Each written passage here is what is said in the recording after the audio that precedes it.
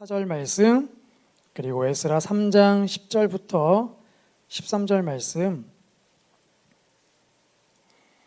저와 성도님 한 절씩 1장 먼저 같이 교독하겠습니다. 바사왕 고레스 원년에 여호와께서 예레미야의 입을 통하여 하신 말씀을 이루게 하시려고 바사왕 고레스의 마음을 감동시키심에 그가 온 나라에 공포도 하고 조서도 내려 이르되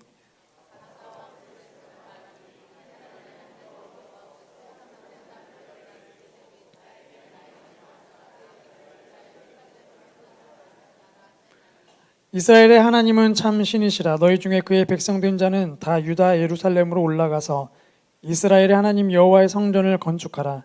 그는 예루살렘에 계신 하나님이시라.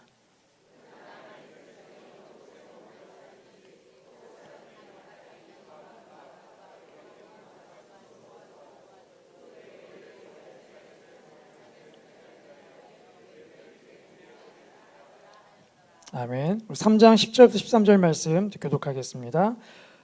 건축자가 여호와의 성전의 기초를 놓을 때에 제사장들은 예복을 입고 나팔을 들고 아삽 자손 레위 사람들은 재금을 들고 서서 이스라엘 왕 다윗의 규례대로 여호와를 찬송하되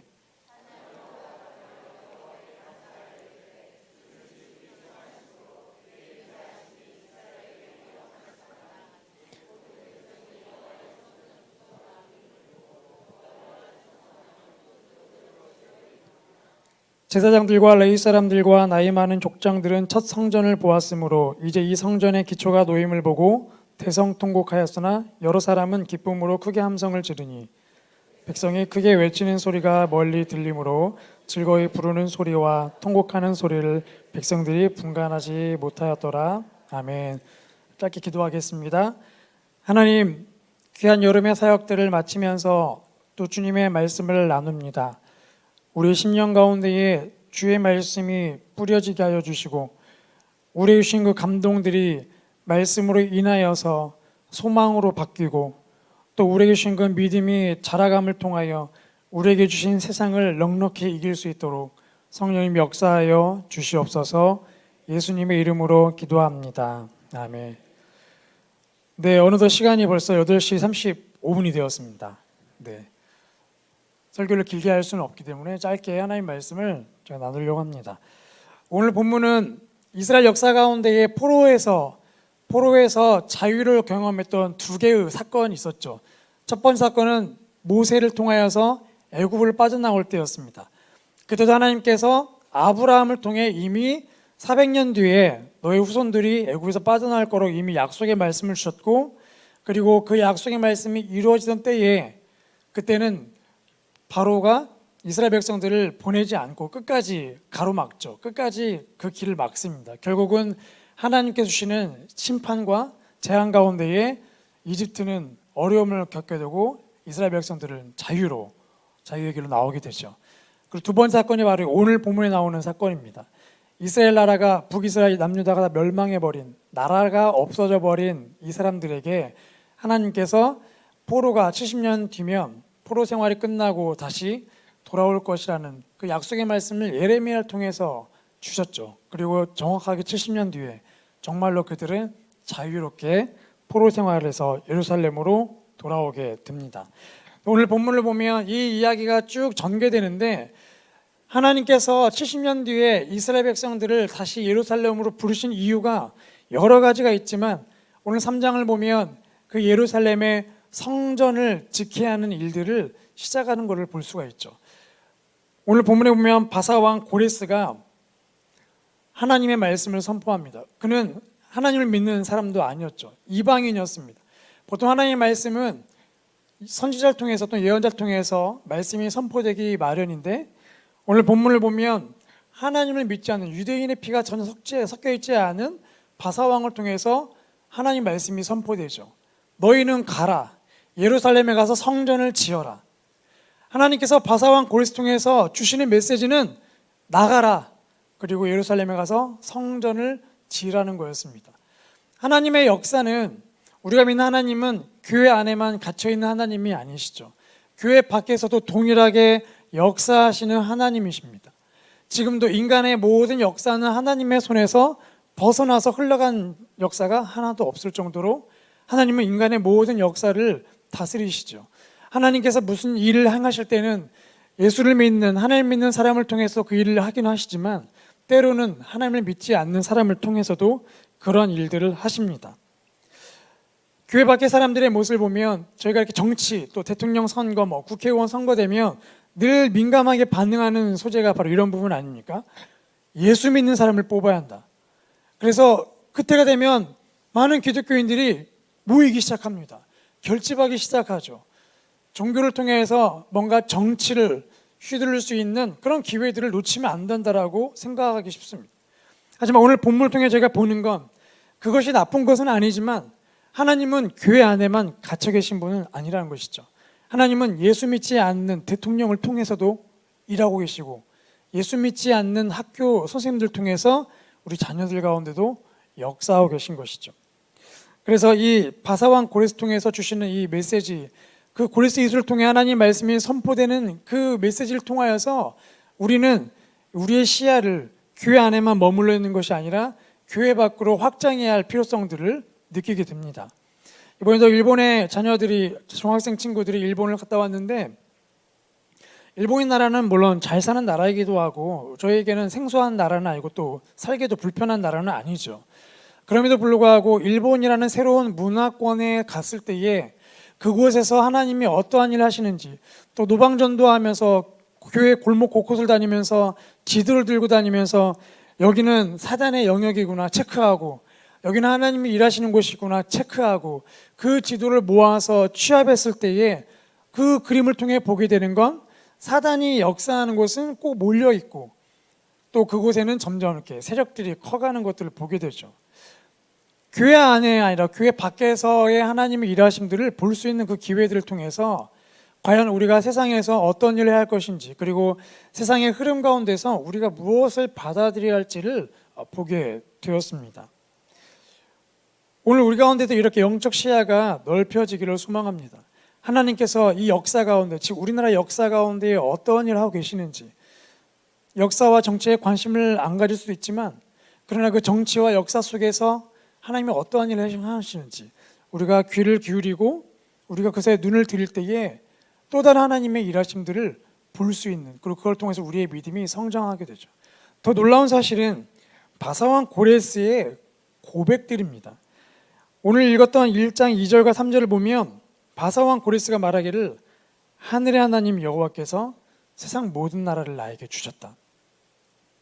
고레스는 자신의 아버지가 이미 바사 제국을 세웠고 여기 나오는 이 고레스, 사이러스 2세라고 불리는 이 고레스 왕이 아버지의 뒤를 이어서 진정한 바사 제국을 통치하고 있던 왕이었습니다. 그런데 이 이방인이 고백하기를 이 모든 세계는 하나님이 주셨다라고 고백하고 있죠. 그리고 또 한 번 고백하기를 이스라엘의 하나님은 참신이라라고 고백을 하고 있습니다. 저희가 전도하거나 선교를 갈 때에 이런 고백들이 예수 믿지 않는 사람들에게서 나오기를 소망하면서 가지 않습니까?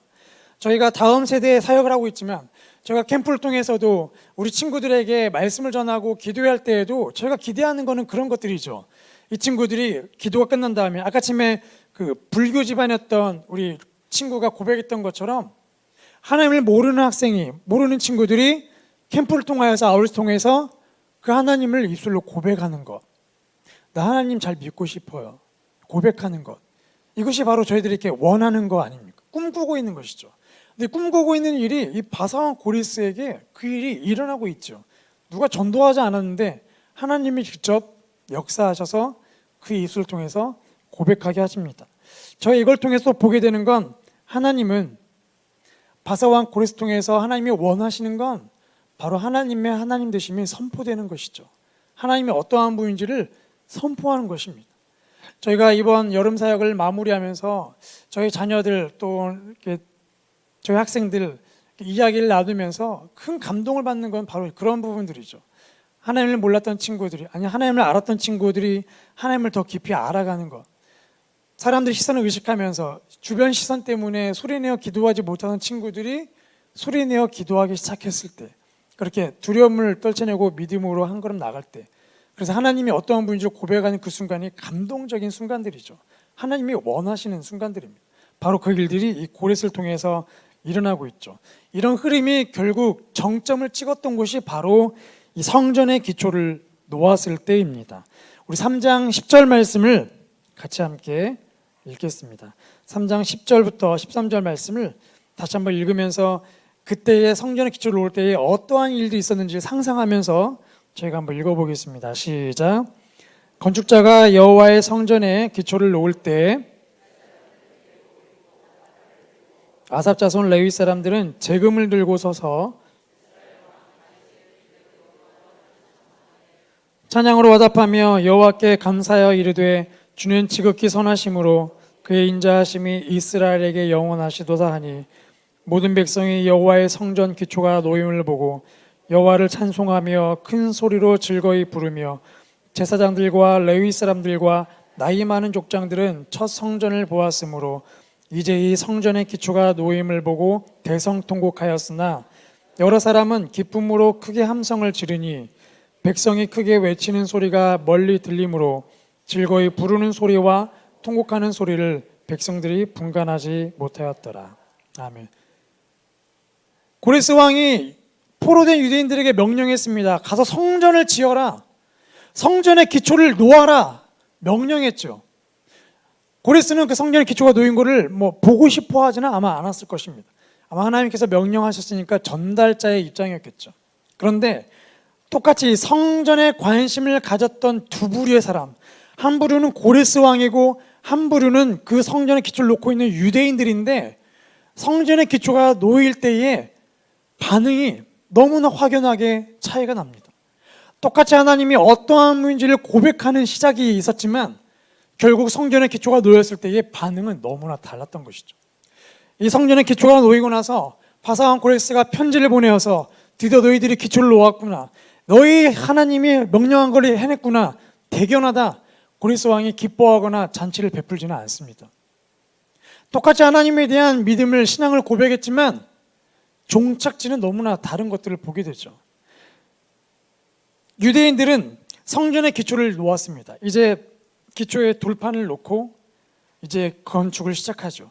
근데 그 건축을 시작하는, 기초를 놓는 그 현장 가운데에 여러 가지 반응들이 나오고 있습니다. 그 중에 유독 눈에 들어오는 건 나이 많은 족장들이 이 첫 성전을 보자마자 대성통곡했다는 것이죠. BC 586, BC 586년에 예루살렘 성전이 무너졌습니다. 그리고 이들이 돌아와서 성전을 지은 건 BC 536년경, 약 50년의 차이가 있죠. 그러니까 아마 예루살렘 성전이 무너지는 것을 봤던 이 청소년 시기 친구들은 포로를 끌려가서 50년 동안 그 땅에 살다가 이제 60세, 70세가 되어서 그 힘든 몸을 끌고 다시 예루살렘에 돌아오고 나서 성전의 기초를 놓았을 때에 아마도 어렸을 때 늘 아빠의 손을 붙잡고 성전에 올라가 제사를 지내고 예배를 했던 그 또 신앙의 중심지, 믿음의 중심지였던 그 예루살렘 성전을 보고 자랐던 그들에게는 돌아왔을 때에 이미 돌 위에 돌 하나 남지 않은 그 성전을 보면서 마음이 아팠을 것이고, 그리고 시간이 지나서 성전의 기초를, 돌을 딱 놓았을 때에 앞으로 세워질 그 성전을 상상하면서 그들 마음 가운데에 큰 오열이 쏟아져 나오게 된 것이죠.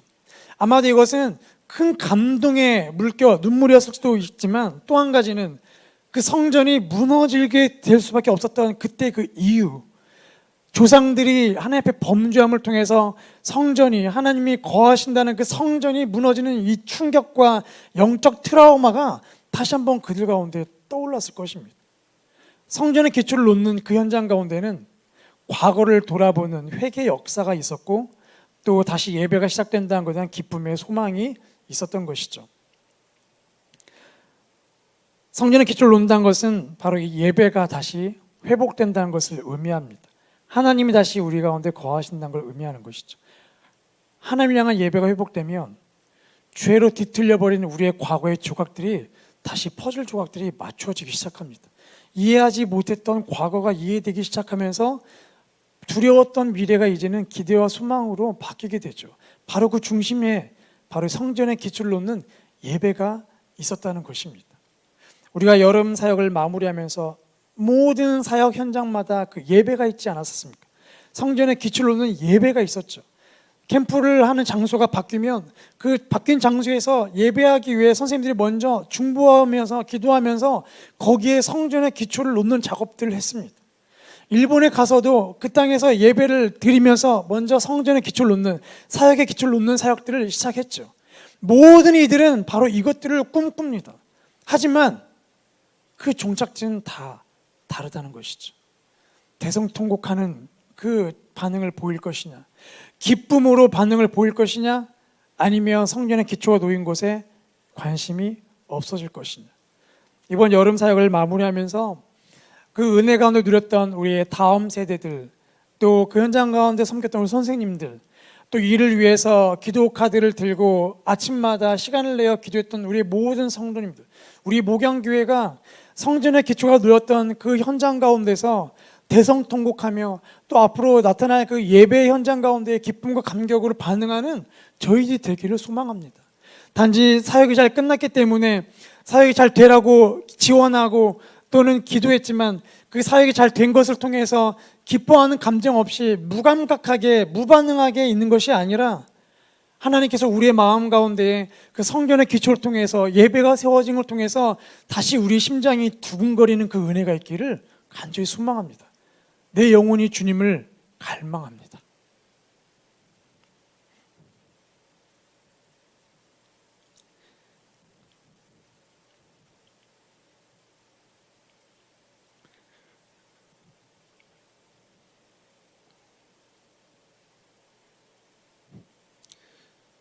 세상이 주는 어떤 기쁨보다도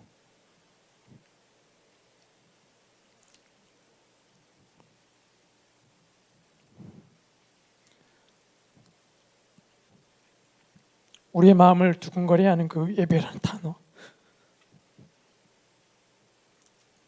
우리가 갈망하는 그 하나님, 우리 안에 그 하나님을 향한 예배가 우리의 삶의 현장 속에서 또 우리가 부름받은 일터와 또 우리가 공부하는 책상과 모든 장소마다 그 성전의 기초가 놓이기를 축복합니다. 무감각해진 우리의 마음이